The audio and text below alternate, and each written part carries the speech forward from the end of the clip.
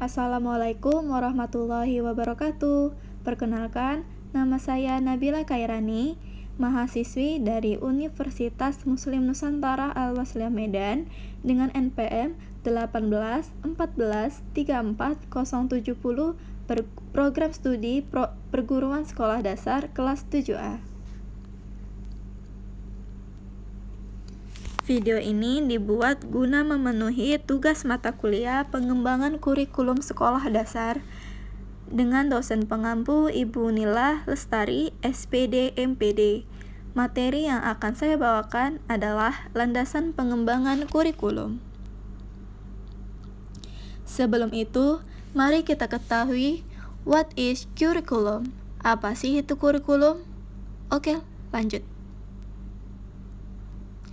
Kurikulum adalah perangkat mata pelajaran yang diberikan oleh suatu lembaga penyelenggara pendidikan yang berisi rancangan pelajaran yang akan diberikan kepada peserta pelajaran dalam satu periode jenjang pendidikan. Penyusunan perangkat mata pelajaran ini disesuaikan dengan keadaan dan kemampuan setiap jenjang pendidikan dalam penyelenggaraan pendidikan tersebut. Lama waktu dalam suatu kurikulum biasanya disesuaikan dengan maksud dan tujuan dari sistem pendidikan yang dilaksanakan. Kurikulum ini dimaksudkan untuk dapat mengarahkan pendidikan menuju arah dan tujuan yang dimaksudkan dalam kegiatan pembelajaran secara menyeluruh. Baik, kita akan memasuki materi yang sebenarnya, yaitu landasan pengembangan kurikulum. Pada hakikatnya, merupakan faktor yang harus diperhatikan dan dipertimbangkan pada waktu mengembangkan suatu kurikulum lembaga pendidikan, baik di lingkungan sekolah maupun di luar sekolah. Secara umum, terdapat 3 aspek pokok yang mendasari pengembangan kurikulum tersebut. Yang pertama ada landasan filosofis, yang kedua landasan psikologis, dan yang terakhir ialah landasan sosiologis. Mari kita bahas landasan filosofis. Landasan filosofis berkaitan dengan pentingnya filsafat dalam membina dan mengembangkan kurikulum pada suatu lembaga pendidikan. Filsafat ini menjadi landasan utama bagi landasan lainnya.